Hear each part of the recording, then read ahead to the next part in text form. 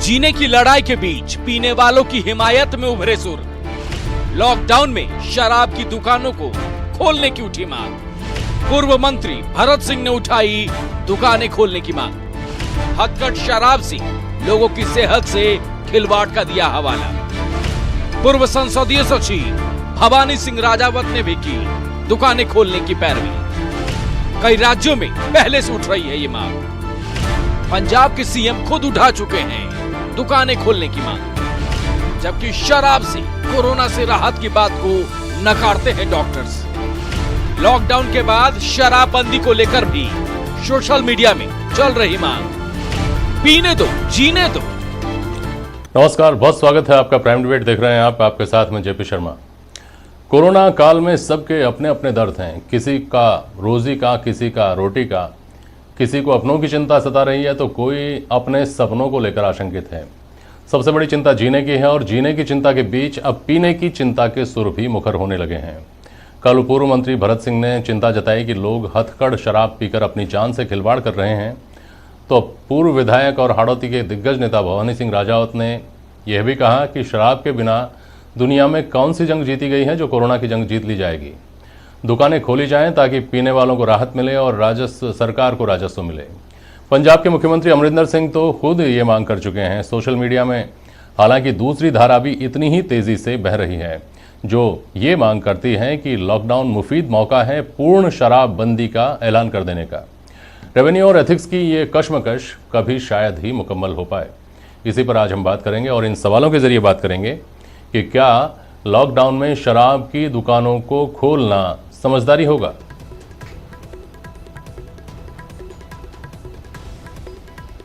या कोरोना त्रासदी शराब बंदी के लिए बन सकती है मौका।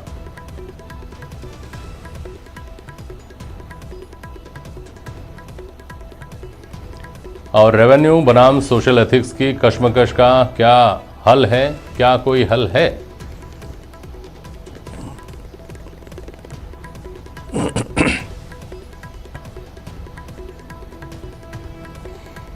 हमारे साथ आज प्राइम डिबेट में भवानी सिंह राजावत साहब जुड़ रहे हैं कोटा से। आप संसदीय सचिव रह चुके हैं, विधायक रह चुके हैं और हाड़ौती में आप भारतीय जनता पार्टी का बड़ा नाम है। पूजा भारती छाबड़ा हैं हमारे साथ। आप शराबबंदी को लेकर जो आंदोलन चल रहा है उसके राष्ट्रीय अध्यक्ष हैं। और डॉक्टर M.K. गुप्ता भी हमारे साथ, श्वास रोग विशेषज्ञ हैं। कोरोना के असर के बारे में आप बेहतर तरीके से समझ रखते हैं। बहुत स्वागत है आप सभी का। और सबसे पहले भवानी सिंह जी, आपके पास आ रहा हूँ। शराब के बारे में मधुशाला कहती है कि मंदिर मस्जिद भेद कराते मेल कराती मधुशाला। ये होता भी दिखाई दिया जब आपका और आपकी विरोधी पार्टी कांग्रेस के पूर्व मंत्री भरत सिंह जी का एक ही मत उभर कर आया कि शराब की दुकानों को खोल दिया जाना चाहिए। क्यों लगता है आपको ऐसा कि खोल दिया जाना चाहिए?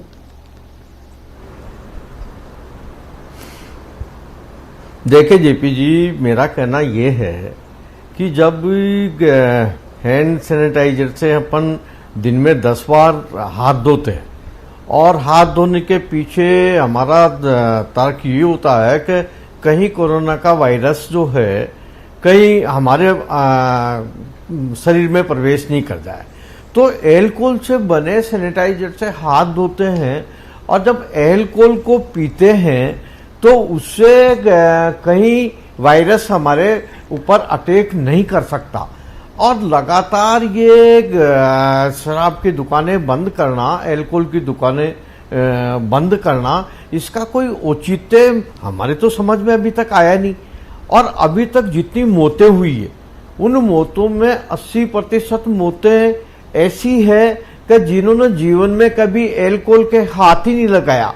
फिर किस आधार पे ये विशेषज्ञ बात करते हैं कि एल्कोहल से वायरस फैलता है? तो लगातार ये जो बातें हो रही है, और राजस्थान में तो बोलचाल की भाषा में लोग कहते हैं कि दवा दारू लीक नहीं ली, तो दवा के साथ दारू को जोड़कर लोग देखते हैं औषधि के रूप में। और इसलिए इसका कोई दुष्प्रभाव कोरोना को लेके लोगों पे पड़ रहा हो ऐसा हमारे समझ में नहीं आ रहा। अच्छा, ठीक है। तो इस विषय के एक्सपर्ट भी हमारे साथ हैं भवानी सिंह जी, उनके पास मैं जाता हूं। लेकिन पहले इसके दो एक पहलू और निकल कर आए थे आपके और भरत सिंह जी की बात से। आप लोगों ने रेवेन्यू की भी दुहाई दी और आपने तो कहा कि कौन सी जंग ऐसी है जो बिना शराब के जीती गई हो, तो कोरोना की जंग और जो जंगें शराब पीकर जीती गई थी वो जंग आपको एक जैसी लगती हैं क्या भवानी जी?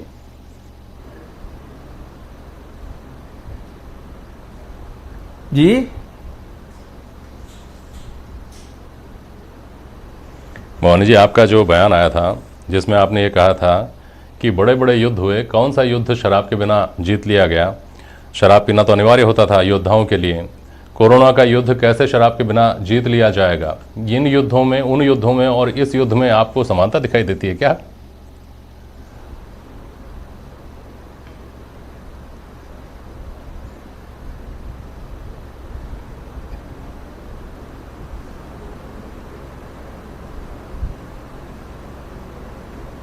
भवानी जी को शायद आवाज़ नहीं पहुंच रही है मेरी, उनसे दोबारा संपर्क स्थापित करेंगे। डॉक्टर एम के गुप्ता आपके पास आता हूं।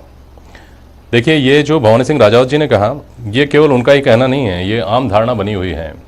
और जब लॉकडाउन हुआ था उससे पहले से ही ये तर्क दिए जा रहे थे कि शराब पीने से तो कोरोना से बचाव के चांसेस ज़्यादा हैं। गले की बीमारी है और गले में होकर जब शराब जाएगी तो जब अल्कोहल हाथों को साफ कर सकता है तो अल्कोहल हमारे शरीर को साफ क्यों नहीं कर सकता? गले को तो साफ करेगा ही करेगा। तो कोरोना से बचाव के चांसेस ज़्यादा होंगे। भवानी सिंह जी की आवाज़ नहीं आ पा रही है, उनसे संपर्क स्थापित करने की कोशिश करेंगे। एम के गुप्ता, आप जवाब दीजिए मेरी बात का, क्या ये बात सही है?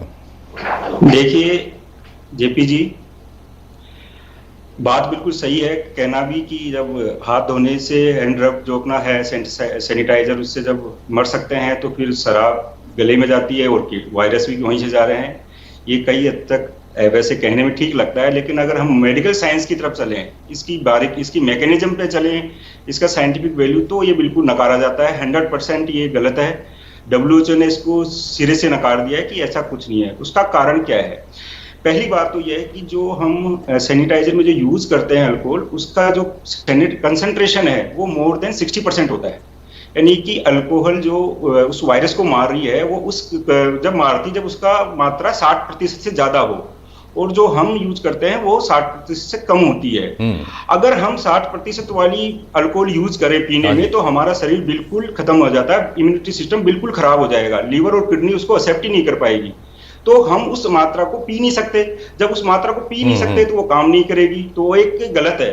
तो उल्टा हमारा शरीर का जो इम्यून सिस्टम है वो भी खराब हो जाएगा। तो ये इसलिए नकारा गया है साइंटिफिकली कि है तो सैनिटाइजर में भी अल्कोहल, लेकिन उसका जो कंसंट्रेशन है वो मोर देन यानी 80-90% कंसंट्रेशन होता है, और जो हम यूज करते हैं उसमें बहुत ही कम मात्रा में अल्कोहल होता है, तो वो कोई भी काम का नहीं है। और इस मात्रा में अगर यूज करें कंसंट्रेशन, तो हमारी बॉडी उसको एक्सेप्ट नहीं करेगी, हम उसको यूज ही नहीं कर सकते हैं। तो एक तो ये है।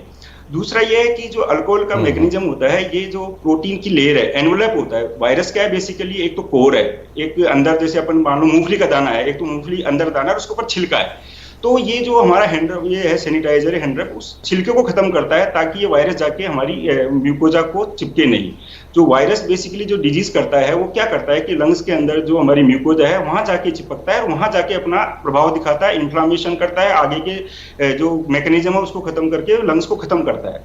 जबकि हम जो अल्कोहल लेंगे वो सीधा पेट में जाएगी, वो यानी कि लंग्स के अंदर नहीं जाती, वो तो पेट के अंदर जाएगी, तो उसका उससे कोई कनेक्शन नहीं है कि वो उसको खत्म करे।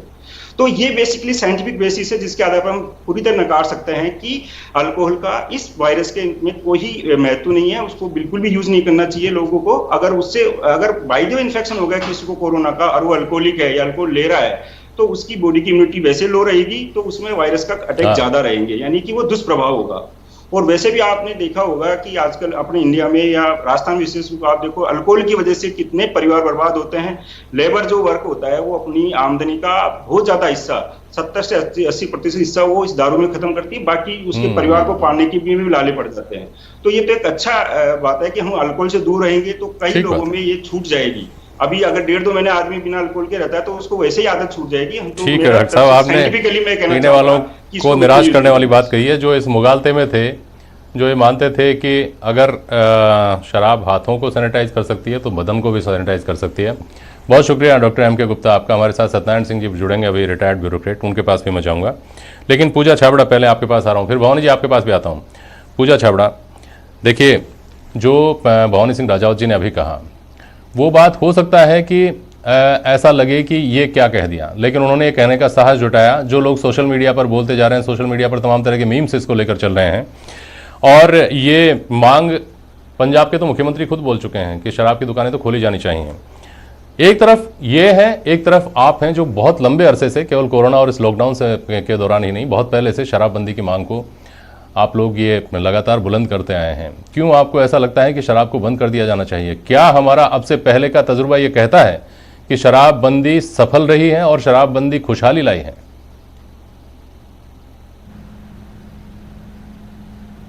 बिल्कुल जेपी जी, आपके माध्यम से आज शराबबंदी का मुद्दा वापस से उठा है, और मैं ये कहना चाहूँगी कि शराबबंदी के लिए दिन पर दिन प्रयत्न हम करते रहे हैं, और हमारी एक मुहिम है कि राजस्थान में शराबबंदी के साथ सभी नशों पर भी पाबंदी लगनी चाहिए। लेकिन जिन जनप्रतिनिधियों ने आज शराबबंदी की मांग उठाई, शराब के लिए मांग की है कि शराब के ठेके वापस से खुलने चाहिए, मैं शराबबंदी आंदोलन की राष्ट्रीय अध्यक्षा के नाते मैं कड़े शब्दों में उनके बयान की निंदा करती हूँ। उन्होंने जो भी बयान दिए हैं कि लॉकडाउन में शराब की निंदा भी करिए और तर्क भी दीजिए। पूरा देश से जूझ रहा है, और बिल्कुल वो कोरोना वायरस से जूझ रहा है, और उनको हर व्यक्ति रोजी रोटी को सोच रहा है, लेकिन उसमें शराब के ठेकों को खोलने का जो इन जनप्रतिनिधियों ने ये जताया है कि शराब के ठेके खुलेंगे तो राजस्व प्राप्त होगा। हमारे माननीय मुख्यमंत्री अशोक गहलोत जी जो हमेशा शराबबंदी के पक्षधर रहे, उन्होंने आम जनता को हमेशा स्वस्थ रखने की बात कही है, और उसी को जनहित को सर्वोपरि रखते हुए कोरोना वायरस प्रत्येक व्यक्ति को न फैले, इसलिए उन्होंने पूरे राजस्थान में सभी नशों पर पाबंदी की। केवल केंद्र सरकार ही नहीं, राज्य सरकारों ने भी प्रत्येक नशे पे पाबंदी लगाई है कि नशे को पाबंदी लगने से कोरोना वायरस नहीं फैलेगा, क्योंकि जो भी नशा आदमी करता है उसकी रोग प्रतिरोधक जो क्षमता होती है वो कमज़ोर हो जाती है। इसलिए हमारे जो मुख्यमंत्री हैं या प्रधानमंत्री हैं, उन्होंने बड़े राजस्व को साइड में करके जनहित को सर्वोपरि मानकर पूरे राजस्थान, पूरे देश में इस नशे को, शराब को और जो गुटखे हैं दूसरे नशों पे पाबंदी लगाई है। लेकिन जिन प्रतिनिधियों को प्रत्येक व्यक्ति के रोज़मर्रा के साधनों के बारे में सोचना चाहिए, वो शराब पर ज़्यादा फोकस कर रहे हैं। ये अशुभ, मुझे नहीं अच्छा लग रहा है कि वो इस तरह से बातें कर रहे हैं। हमें दुख पहुंचा है क्योंकि मेरे पिताजी शहीद गुलशन छाबड़ा जी ने इस शराबबंदी आंदोलन के लिए अपनी शहादत दी, और सब जानते हैं कि शराब से कितने घर, कितने परिवार बर्बाद हो गए। एक व्यक्ति के शराब पीने से केवल वो व्यक्ति ही नहीं, उसका पूरा परिवार झेलता है। और ये कहना चाहूँगी कि आए दिन कितनी बेटियों के साथ जो बलात्कार होता है वो शराब के कारण होता है। इन नशों के कारण आए दिन बच्चियों के साथ बलात्कार हो रहा है। सबसे ज़्यादा जो पीड़ा और दुख जो इस शराब से होता है, हमारी नारी शक्ति को इसका खामियाजा भुगतना पड़ता है। मैं यही कहना चाहूँगी आपके चैनल के माध्यम से कि जब तक कोरोना वायरस ख़त्म नहीं हो जाता तब तक हमें इस नशे पे और इस शराब पे पाबंदी लगानी चाहिए, और जितना हो सके लोगों को जागरूक करके इसके पक्ष विपक्ष सब बताने, पहलू बताने चाहिए। जी जी, ठीक है। मोहन सिंह राजा जी, आपके पास वापस आ रहा हूं। जो पूजा भारती छाबड़ा कह रही हैं वो सुना होगा आपने। उन्होंने तमाम तरह की बुराइयां जो शराब की हैं, जिनको सब लोग जानते हैं और जानते हुए भी बहुत लोग पीते हैं, उनके बारे में उन्होंने ध्यान दिलाया है। आपको लगता है कि उस सब के बावजूद शराब बंदी नहीं होनी चाहिए, शराब के सेवन को उसी तरह से खुला रहना चाहिए जैसे है? मोहन सिंह जी। जेपी जी, लोकतंत्र में जन भावनाओं के आधार पर हर निर्णय होते हैं। गुरुशरण जी छाबड़ा मेरे बहुत व्यक्तिगत मित्र रहे हैं, और इसीलिए मैं पूजा जी से निवेदन करना चाहता हूं कि गुरुशरण जी ने अंतिम दम तक मद्य निषेध के लिए लड़ाई लड़ी, लेकिन जन समर्थन उनको नहीं मिल पाया। वो अके अलग थलग पड़ गए। आज 60% जनता राजस्थान की ये एल्कोहल का, शराब का सेवन करती है, और कौन नहीं करता। डॉक्टर, इंजीनियर, वैज्ञानिक और यहाँ तक कि सेना के जवान जो आर्मी के सीमा पे लड़ते हैं देश के लिए, वो ऑफिसर से लेके और जवान तक वो भी शराब का सेवन करते हैं। और यहाँ तक कि राजस्थान सरकार ने इस वर्ष 12,000 करोड़ की राजस्व अर्जित का लक्ष्य रखा, लेकिन वो 12,000 करोड़ अब धीरे धीरे ये लॉकडाउन में जब आपने शराब की दुकानें बंद की तो उसके बाद ये लक्ष्य पूरा अर्जित सरकार नहीं कर पाएगी। और इसका जो दुष्परिणाम है वो दुष्परिणाम है कि ब्लैक में शराब लोगों को खरीदनी पड़ रही है और हथकड़ी शराब लोग पी रहे हैं, कच्ची शराब लोग पी रहे हैं, यहाँ तक कि जहरीली शराब लोग पी रहे हैं। और आपने देखा अभी भरतपुर में 2 लोग कच्ची शराब जहरीली शराब से मर गए, 2 लोग अंधे हो गए। ये जो दुष्प्रभाव लोग जो लगातार जो सेवन करने वाले हैं उनको शराब मिल नहीं रही, और वो शराब कैसे भी शराब को यहाँ तक कि शराब की दुकानों के ताले तोड़ दिए कोटा में 2-3 जगह तो शराब पीने वालों ने। तो ये जो हालात जो खड़े हो रहे हैं, मैं तो माननीय मुख्यमंत्री बताइए, अगर लोग हथकड़ शराब पी रहे हैं, लोग इलिसिट लिकर का अगर इस्तेमाल कर रहे हैं, तो उसका इलाज ये है कि उसको रोका जाए या इसका इलाज ये है कि दुकानें खोल दो? आग्रह करूंगा कि वो जनभावना का आदर करते हुए शराब की दुकानों को खोले। जी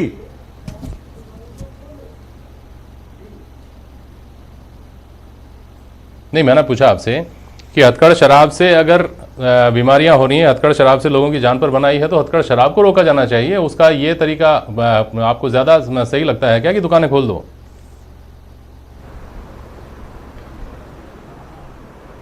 क्या भवानी जी, मैं अपना सवाल दोहराता हूं आपको। हथकड़ शराब को लेकर आज आपकी पार्टी की तरफ से ये कहा गया कि सरकार जो है वो हथकड़ शराब को पर पाबंदी लगाने में फेल है। पहले तो मैं आपको याद दिलाता हूं कि हथकड़ शराब से लोगों की जान जाने की खबरें केवल इस कोरोना के दौर में नहीं आ रही हैं, इस सरकार में पहले आई हैं, उससे पहले आपकी सरकार में आई हैं, और उससे पहले के राज जो रहे हैं उनमें भी आती रही हैं। तो हथकड़ शराब तो एक लाइलाज बीमारी है, उससे बचने का तरीका उसको रोकना है। उससे बचने का तरीका आपको ये लगता है क्या कि शराब की दुकानें खोल दो तो लोग हथकड़ शराब की तरफ नहीं जाएंगे?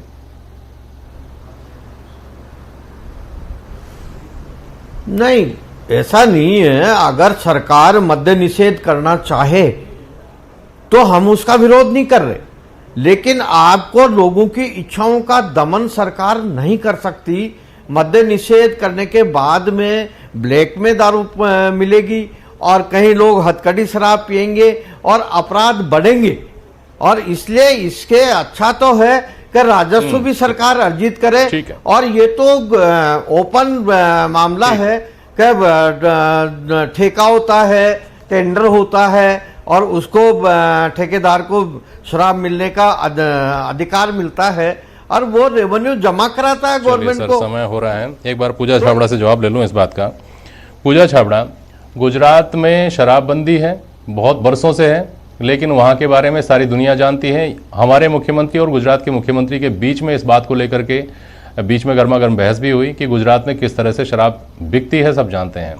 बिहार का अनुभव शराबबंदी का बहुत अच्छा नहीं रहा है, वहाँ भी इसी तरह की खबरें हैं कि मिलता सब है, कीमत ज़्यादा चुकानी पड़ती है।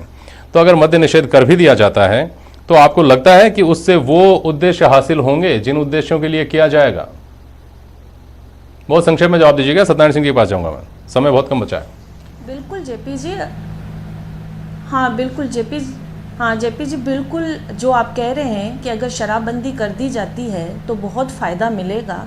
अगर आप गुजरात की बात कहें या बिहार की बात कहें, आज वहाँ शराब बंद, बिहार में जो कहते हैं कि बिहार में शराब बंद करने के बावजूद भी वहाँ पे आसानी से उपलब्ध हो जाती है, लेकिन वहाँ पर कभी भी आप देखेंगे ओपनली में कोई भी शराब नहीं पीता है। वहाँ डर है, खौफ है, और वहाँ पे ये कोई नहीं कह सकता कि शराब के नशे में बच्चियों के साथ बलात्कार हुआ है या शराब के नशे में एक्सीडेंट हुआ है। आज तक वहाँ पे कोई भी केस, चाहे शराब से एक्सीडेंट के हों चाहे बलात्कार के हों, कोई भी शराब से नहीं आया है। बिहार में जो शराबबंदी हुई है वो भी एक सफल शराबबंदी हुई है, वहाँ पे भी कोई भी अपराध शराब से नहीं हुए हैं। अगर राजस्थान में इस तरह से हमारे माननीय मुख्यमंत्री, जो गांधीवादी मुख्यमंत्री है, जिन्होंने हमेशा शराबबंदी के पक्ष में अपने बयान दिए हैं, उनका कहना है कि अगर राजस्थान में हमें अगर शराबबंदी करनी होगी तो ऐसी शराबबंदी करनी होगी जो मिसाल कायम कर सके, नाम मात्र की नहीं हो, जिस तरह से बिहार में या गुजरात में हो।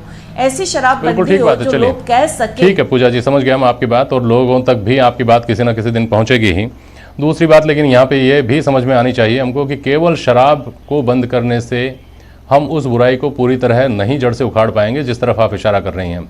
हैरानी होती है कि देश में पोर्न फिल्में आज भी चल रही हैं, हैरानी होती है कि वेब सीरीज हैं उनको लेकर कोई सेंसर बोर्ड नहीं है, उनमें कुछ भी कंटेंट आता है जिसको साथ में बैठकर परिवार देख नहीं सकता। उन सब चीज़ों की तरफ भी ध्यान जाना चाहिए। सत्यनारायण सिंह जी, आप मेरे साथ जुड़े हुए हैं, और सबसे महत्वपूर्ण बात है सत्यनारायण जी, रेवेन्यू की जो कही जाती है, जो मजबूरी है जो सबको समझ में आती है, नहीं तो ये कोई बड़ा मुश्किल फैसला नहीं है, लेकिन रेवेन्यू की एक ऐसी मजबूरी है। तो मैं आपसे एक रिटायर्ड ब्यूरोक्रेट के तौर पर, आपका जो प्रशासनिक अनुभव है उसके आधार पर यह सवाल पूछ रहा हूँ कि क्या हमारे लिए ये संभव है कि हम दुनिया से अलग, हमारे यहाँ शराब बंद करके उस तरह से आगे बढ़ें, व्यावसायिक मोर्चे पे, औद्योगिक मोर्चे पर, प्रशासनिक मोर्चे पर, सामाजिक मोर्चे पर, जैसे दुनिया चल रही है? ये आपको व्यावहारिक कितना लगता है?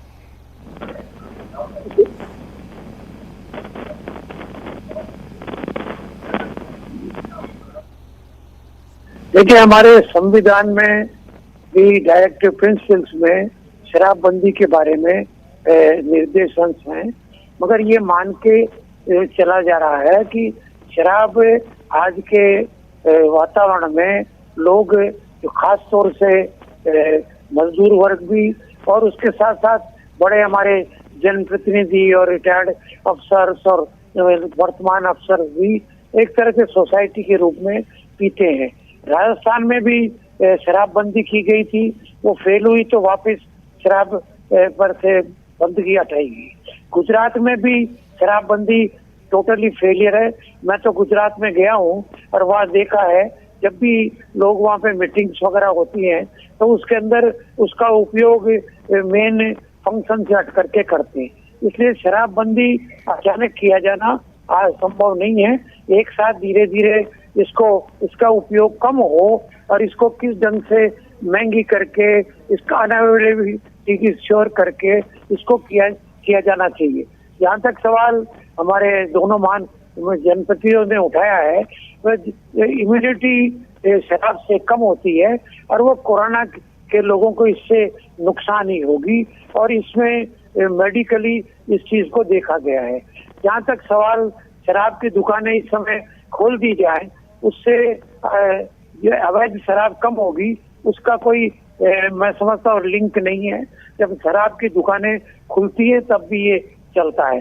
केवल शराब की दुकानें खोलने से वातावरण, लॉ एंड ऑर्डर और गड़बड़ होगा और लॉकडाउन जो है वो डिस्टर्ब होगा और दूरियां भी कम होगी। अभी सब्जियों और अनाज के लिए ही लाइन लगती है, फिर शराब के लिए भी लाइन लगेगी।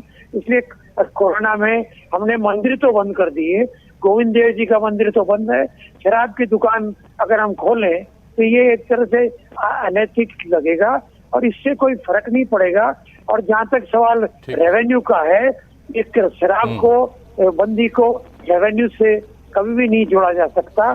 पहले भी ये हुआ है कि शराब पीने से भी ज्यादा खर्च होता है, मेडिकल के ऊपर घर बर्बाद हो जाते हैं। और इस समय कोरोना के टाइम पे लोगों के पास में खाने को तो है नहीं, लोगों के पास में और चीजें शराब पीने के लिए अगर मिल जाएगी तो घर में झगड़े होंगे और वो गरीबों के अंदर और उनकी महिलाओं को, बच्चों को उनकी देखभाल नहीं होगी। मेरा स्पष्ट कहना ये है कि कोरोना के समय जो है वो दुकानें नहीं खुलनी चाहिए, और उसके बाद में भी जो प्रयास राजस्थान सरकार कर रही है कि धीरे धीरे इसका उपयोग कम हो और उसको रोका जाए, शिक्षित के माध्यम से और कंट्रोल के माध्यम से महंगा करके, तो मैं समझता हूँ कि वो बेटर रहेगा। और कोरोना में तो इससे लाभ नहीं बल्कि हानि होगी। ठीक है सर, ठीक है सर। वैसे भवानी सिंह जी, आज ग्रीन जोन में शराब, तो लॉकडाउन 3 जो है उसमें ग्रीन जोन में शराब की दुकानों को खोलने की इजाज़त दे दी गई है। दुआ करिए कि कोटा जल्दी ग्रीन जोन में आ जाए। और जो आपने कहा सत्यनारायण सिंह जी, समय हो गया है, आपने जो कहा कि लोगों के पास खाने को नहीं है। हिंदुस्तान में हम ये दुर्भाग्य देखते हैं कि हमारे यहाँ का जो ख़ास तौर पर मजदूर तबका है, श्रमिक तबका है, गरीब लोग हैं, जो बमुश्किल अपने रोज़ी रोटी का इंतज़ाम रोज़ का कर पा रहे हैं, अगर उनकी हालत ख़राब होती है तो उनके मुंह से ये जुमला सुनने को मिलता है, ये नहीं सुनने को मिलता है कि रोटी भी नहीं है, रोटी के लिए भी पैसे नहीं है। ये सुनने को मिलता है कि बीड़ी तक के पैसे नहीं हैं, जिससे समझ में आता है कि हमारे ऊपर ये लतें किस तरह से हावी हैं, जो हमारे परिवार को, समाज को, देश को तबाह कर रही हैं। इससे बाहर लाने के लिए जन जागरण अभियान को चलाया जाए, उसके बाद में अगर कोई ऐसी पहल की जाती है तो शायद वो बेहतर तरीके से सार्थक परिणाम दे सकेगी। बहुत शुक्रिया आप सभी का आज प्राइम डिबेट में शामिल होने के लिए। आज के लिए बस इतना ही।